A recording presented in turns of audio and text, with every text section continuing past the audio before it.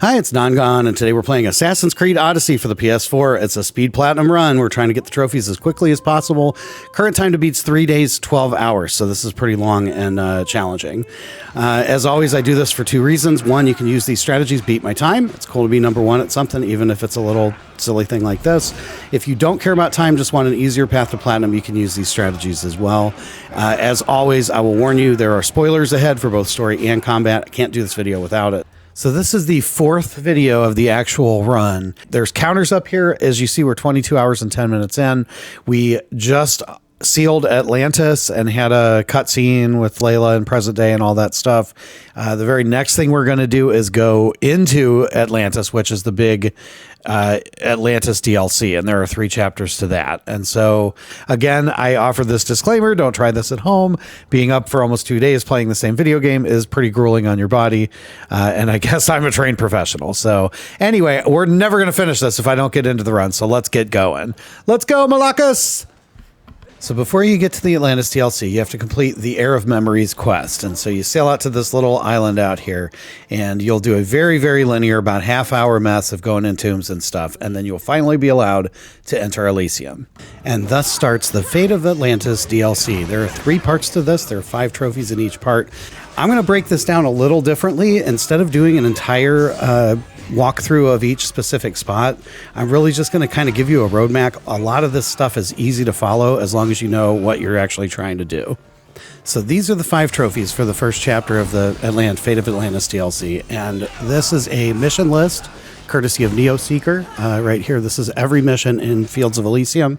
You will have to do, I think, every single one of these at some point, so that's your mission list. One of the earlier missions is called A Lover and a Fighter. As part of that, you'll clear out a fortress, and you will have to kill an overseer. There are 2 other overseers that'll be optional. They're in each of the other fortresses, so make sure at some point you kill those 2, and you'll get this trophy right here. The mission, A Growing Perception, is basically for getting all 4 of the Keeper's Insights that are located at the back of some of these temples. And here's their locations on the map as well. Again, it's required to finish the DLC, so you'll get that trophy right there. While you're running around, there's a 3rd trophy to get for getting rid of all 18 of the Marble Maiden tributes. You don't have to kill every enemy, but you do have to smash the statues, and you're probably going to have to kill the enemies to not die anyway, so go ahead and knock that out. Here's the map where all 18 of them are. Route them around when you're close to them, and you'll be good to go. The 4th trophy in this pack is the Conqueror, which is technically missable. You want to keep an eye out for this Adonis mission, Free Their Minds and the Rest Will Follow. Make sure you complete that as quickly as you can in the story. It'll give you the option to knock people out instead of killing them, and then hit L3 to recruit them or free their minds. You're going to have to do this for 8 fellas in each of the 3 regions, so make sure you do that before you go to the Rebellion's Uprising, which is the point of no return in this DLC.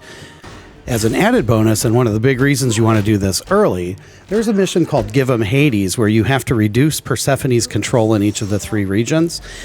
For a regular enemy, killing them drops this by about 3 points, while recruiting them drops it by like 15 points. Man, that will save you a lot if you just figure out how to knock enemies out. The way I found to do it is just equip my bare hand as my secondary weapon, and just slice them until they're almost dead, and then punch them until they knocked out. Once you got the insights, the overseers, the Marble Maidens, and recruited enough people, you can start the Rebellion's Uprising, finish the DLC, and get your 5th and final trophy in Elysium. Woohoo! Couple of quick notes before moving on. First of all, the In the Face of the Gods trophy actually comes after the Dead Kings and Pretty Things or whatever quest when you fight your grandpa, not at the end. There is no trophy for completing the DLC. Secondly, this is a great place to travel by rock launch. It is way better than going down, running across, and going back up these mountains. Third, this is a great place to pick up resources for your ship. Even though you can't upgrade your ship from this menu, you definitely want to buy as much wood as you can from the vendors. 4,000's a lot. Okay, moving on finally. We're going to get kicked down to the Underworld and have to fight this big dog, for which we'll get a trophy. There are 5 trophies, again, in this segment. These are the 5. We already just got one. The very next thing the game's going to do is give you a Tartarus Rift tutorial on how to close them. There are 18 on the map. You need to close all 18 of them for the trophy, but I won't show them all. Here's where they are. Most of them are in places you have to go to anyway. Some of them are behind the veil, which we'll talk about in a minute. You will have to collect Keeper's Insights again. There are 3 this time instead of 4. They're right here. At least 1, maybe 2 of the 3 are also behind the veil, which we will still talk about in a moment. You also have to kill all of the Fallen. There are 11. 4 of them are required for the story. Hades wants you to recruit them to be gatekeepers. 4 of them are required to get the armor you need to pass through the veil, which we'll talk about still in a minute. 1 of them is through the veil, Monger, as part of the story. And then 1 is Cyclops at the end of Phoebe's missions. The other one is Testicles at about halfway through one of Charon's missions, A Cursed Sickness. So that's all 11. And so now we're going to talk about the missions and how I feel you should route it. The whole thing revolves around the veil, which I've threatened to talk about, and here we go. So during the story, you'll find out that there is a veil that you need a special set of armor to go get. 1 of them you'll get in the story mission. The other 4 you have to go get from members of the Fallen. Once you get that, you can progress the story. The thing about the veils, though, is they tend to be right in the middle of very long dungeons and block your access to some of the other stuff you need for the other trophies. So the goal is to do whatever you can to get that armor as quickly as possible, and then you could just go ham the rest of the DLC. Some of the missions are also not required to progress, so I'm going to break it down real quick. Complete these 3 missions first, then switch over to these 4. These are Phoebe's missions. You will miss one area with a veil, but you can also get Perseus up here at the top on your way on this quest. Once that's done, head to New Lease on Death to meet Elpenor, and then beyond the veil to get your first piece of armor. From that point, you want to go to the next 4 Fallen and kill them so you get the whole armor, go over and kill Monger. After that, you want to find Charon and do Death Before Dishonor, and then start A Cursed Sickness. As soon as you kill Testicles, I mean, he kind of kills himself, you are done with all the rest of the optional missions. Every one of these is optional. You don't have to do it. You can move along. So just collect the rest of your Fallen, collect the rest of your Insights, collect the rest of your everything you need, and then head to Labors of the Keeper.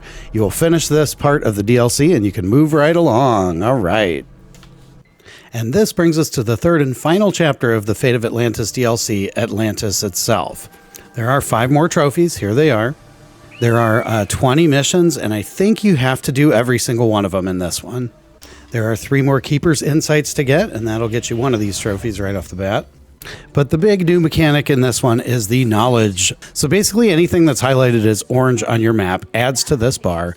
There are 3 separate levels, and they correspond to 3 levels of gates that you cannot get through if your knowledge isn't high enough. The map of all the places with the knowledge looks very confusing.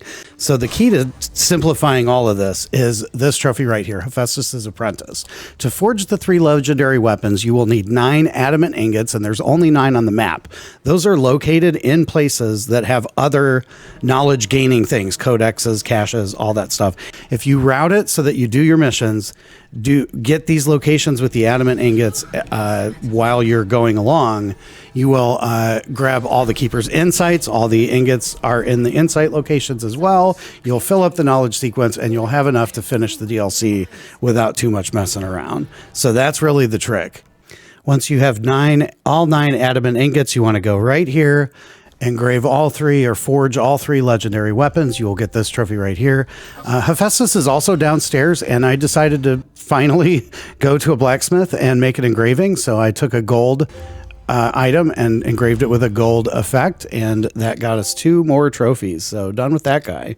For the most part, the Keeper's Insights in this DLC are not related to trophies, but there is one, of course, that is. It's the Blessing of Kronos. It's in this area back here. As soon as you get this, you want to equip it and start using it. You have to kill 10 Isu soldiers with this working. It's like a slow time thing. You could probably do this through natural gameplay, but if you want to do it quickly, just equip the Staff of Decastes, knock everyone out in a room, then activate the Blessing of Kronos and stab them all with a different weapon while they're on the ground. So that's a cheap way to do it. You could probably do it regular, though, too. Anyway, once you're done with that, just head on through all the missions. Eventually, you will fight the Hecatonchirus and get the 1 versus 100 trophy, and you will finally be done with this long, crazy DLC, all 3 chapters. Finito. Ooh, tough call here. We're at 32 hours and 11 minutes into the run. I don't know if I should try to cram the rest of the run into one long video or stop right here and put the rest of it into a second. What the heck? Let's go for it. Let's finish this, baby. We're back in Greece. We're going to do Achaia next for the First Blade DLC Part 2. Before we do that, I figured I'd go ahead and use all those resources I bought and all that money to upgrade the ship. I was just short a little bit of rocks, so we'll get some more green rocks and come back to that. The story is completely linear. There's a cultist named Polemon to kill in the first fort you come to. Shipwreck Cove has a story mission, an underwater objective, a cultist clue, and an ancient clue. The cultist clue will allow you to mark and kill Macon the Feared. The ancient clue will allow you to mark and kill Sophos the Broker. Next ancient is Megacreon the Unbreakable, which is part of the story. And then I finally remembered to buy some green rocks to upgrade my ship. Finally. If you got enough gold lieutenants, you can staff them all the way for another trophy here. And then follow the plot to kill the Tempest, which will bring you to my by far least favorite part of this game, where you are forced to bear a child with Natakis, even if you ignore all the romantic prompts. Now, I'm generally very careful to watch my language so that I'm respectful to families and kids can watch the channel, but I just got to tell you how I really feel about this plot point. This is absolute what a bunch of You want me to believe that Cassandra of Kefalonia, Eagle Bearer, Mercenary #1, top tier, world traveler, and bearer of the staff, can only find true meaning in life by getting pregnant. Not only that, but with this weak mother who still lives with his parents and is basically homeless. Yeah. Seriously, man, get that out of here. The baby is cute, though. Okay, off the pedestal, back to the run. Before we start with more plot point, we're going to do a couple miscellaneous things. First, I noticed there was a conquest battle available. I have not done one yet that wasn't part of the story, and you want to fight for Athens. You'll get a trophy for completing the battle, and Pallas should show up. He's a cultist, so you take him out. Woo! Nestor's another cultist. He's on the ocean here, right around this area. You may have trouble finding him. You could try with your eagle. I don't remember his ship's name, but you can look it up. The clue for him, though, is in the Oluros Fortress, I think. It's right by the nation chest, and you have to go there anyway pretty soon for Xenia's final fifth treasure. That'll be in this room here. It will only be there if you have the fifth treasure hunt available and active. So get that treasure, then find him or get the clue and kill Nestor here. He'll have a clue so you can mark and find and kill Algos, and that will finish that entire branch of the Ancients, so trophy there. And then head on back to the plot point to have everything go wrong and be forced into Chapter 3 of the Order of the Ancients quest, the First Blade. The weapon you get from killing the Tempest is called Judgment of the Lion. You want to equip that as soon as you get a chance and parry 10 times to heal, and that'll get you this trophy right here. Anyway, go down and play hide and seek, and then you will fight the twins over here. And that's another ancient. I also have to apologize. I counted 13 ancients, and apparently there's a whole other branch here. So we're going to make the counter a little bit bigger on the cultists from 56 to the new number. We're going to sail down to Messenia next and finish this DLC. On your way, equip your fire jets you just got and start setting ships on fire. When you get to 10, you get this trophy. The story is very linear, so we're not even going to talk about it. There are 6 more ancients to get on this thread of the DLC. 3 of them are part of the story. Democrates you'll get right away. Gurgig is later. You can either get him by himself up on this hill or down in the cave right before the end. And then Amorgus, of course, is the big bad and the last guy. The other 3 you'll have to go find. Pythias is usually in the building in the city, I think. You can either get lucky with the eagle or find him at Pedasso's camp, the clue there. Arta Zostre runs back and forth. She's usually in the west of the city. Again, you can get lucky with the eagle or you can find her clue at Kiatis Cave. And then Gasper is in Terror Gorge and her clue's over here in the west. So knock those 3 out. Pretty sure I fought at least one mercenary that was higher than me. A lot of them are lower now because we're getting towards the top of the food chain. But one way or another, go ahead and get your big hungry potato back, and a few minutes later, and you're out of this DLC. Yay! Finally. 16 trophies left to clean up. A couple of quick abilities. Equip Fury of the Bloodline ability. Get 10 kills with it. You get the Seeing Red trophy. There's a staff that Gurgis gave you, one of the ancients from last chapter. Equip that and start getting headshot kills. You'll heal with that, and 10 of those, you'll get this trophy. And then we're going to work on a blue quest going to Samos for Herodotus. So go ahead and do that. The quest itself, again, is very linear. You'll probably have to sail there to start it. So make sure you stop right here and unfog Cradia Isle. It's one of the hardest ones to see and remember for Hermes Homie, which we'll talk about in a minute. Another important note on this blue quest, when you finish on Samos, you may not get the trophy. Don't freak out. There's a mission called We Remember just north of Athens where you meet Socrates at the graveyard. You're supposed to do that right after the story. I neglected it because I didn't think it was necessary. Found out right now that it was. Once you do that, Herodotus will be on the ship. He'll want to get off the ship and finish his quest, and you'll get that trophy. We'll get that a little bit later, so we'll move on from here. Let's see what else. We got one more blue quest, Old Flames Burn Brighter. So go ahead down to Arcadia, and that's your old girlfriend. Finish it however you want. Very linear. There's 2 more bounties left on Cyclopses that are part of this additional feats DLC. No story, just fight. Start with Argus the Bright One right here on the Volcanic Islands. Because of the small arena and fire damage, it is really hard to stay alive, but even at high levels. But do your best, and eventually you will win. Try shooting him in the eye with some arrows. Fire arrows work, strangely, for a fire guy. Weird. Next up, we sail to the twin islands of Mykonos and Delos, I think. Delos. There are 3 underwater objectives to get, so grab those in your route. There are 2 cultists. The Silver Griffin is on this little island south of Mykonos. He's available at any time. And then Podarchus the Cruel, you'll have to do a couple of missions to get. It starts with Trouble in Paradise. And from there, you can just pick Hades, meet Podarchus, and go mark him and kill him. You don't have to do any other quests on these islands. Obsidian Islands are next. Make sure you start on Hydria and not Milos. You'll meet Roxana. She's got 3 missions for you. Sparring with Roxana, archery practice, and foot race. If you're lucky and have been thorough on the other 2 islands, you will get Island Hopper right here. If not, there's 2 more missions on Milos to do as well. Head over to Milos in whichever way is most convenient or fun, in this case, rock launch. This is a good time to start paying attention to unfogging all the regions on an island that you go to instead of just some. Hermes Homie is coming up. We're going to have to clean it up. Once you get to Milos, clear out any of the subregions, head to the fort, and reduce their power down to low so you can initiate a conquest battle. Sokos will show up on a ship here, and you can kill this cultist. All right, we're coming up on endgame at this point. In the far southwest quarter of the map lurks the Hydra. This will be a cultist, and if you're following the guide, this will be the last cultist you have to kill before the one at the very center of it all. I won't spoil the surprise, but you can mark them and then kill them or spare them, and that will give you the Cult Unmasked, one of the big 8. Done with this guy. Head to this ship dock just west of Athens to finally release Herodotus from his story and complete. Every story has an ending, and that's it for that guy. The cultists are all dead. You can head to Andros and upgrade your spear to tier 6, which will get you another trophy. And then on the eastern end of the same island, Andros, is Stereops the Lightning Bringer, which will be your last bounty and your last blue quest and your last trophy for the additional feats DLC. He's a lot easier than the fire guy, that's for sure. So even though we got Xenia's last treasure in Achaia back in the day, we never did turn it in. So let's go to Chios, talk with her, and get ourselves another quick trophy.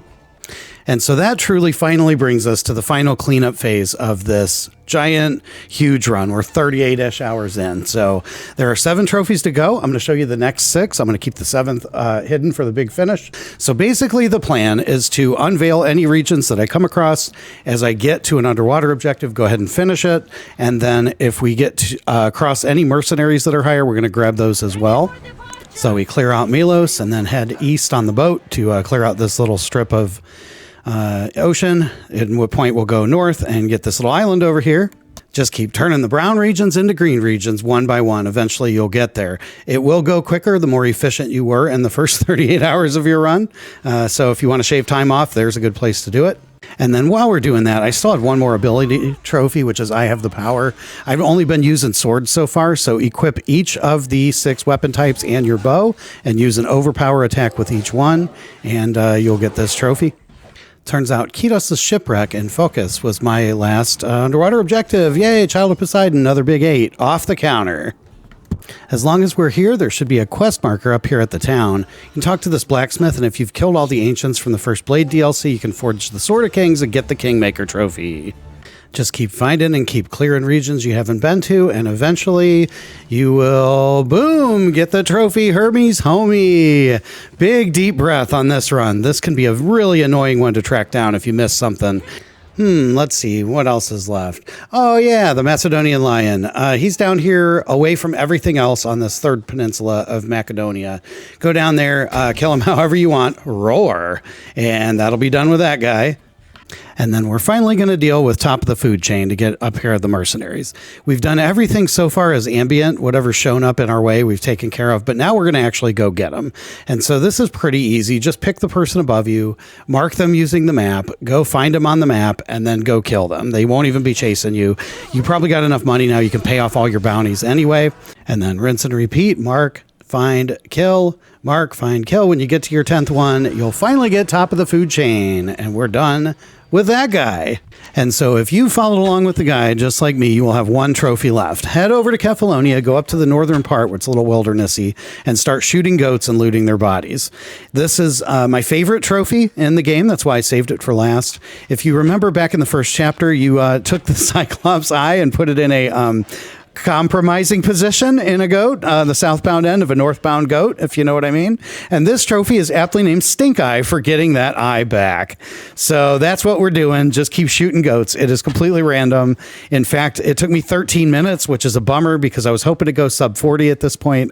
I came over here at 39 hours and 50 minutes, and it took me just over the 40-hour mark, but eventually I did get the goat's eye, pop the platinum, and boom. Finally, 40 hours and 3 minutes. Time for a deep breath, time for a nap. I'm really happy with how it came out. This game was an absolute joy to route. It took me like 2 months to put all this stuff together, and I could have spent 2 more months just messing around. I really enjoyed the game. I really enjoyed the story, really enjoyed the routing. I'm really glad I got to do an Assassin's Creed game. Next up is going to be Death Stranding. I've already done that run almost a year ago and improved on my old time. And then I'll start a new speed platinum. I think it's going to be GTA San Andreas. I'm already in the middle of routing that. So I'm going to end it right here. Thank you again for watching. Thanks as always to my supporting wife, Mimi Gone, who encourages me to do crazy stuff like this. Thank you for watching this. Hopefully this was entertaining, maybe inspiring to do something like this, or if it just helped you get a trophy or a platinum, that's great as well. And keep checking it out. I will keep coming with videos. I'm always open to suggestions. Thanks again for watching. I will catch you in the next video. In the meantime, stay bad, people. Non-gone is gone.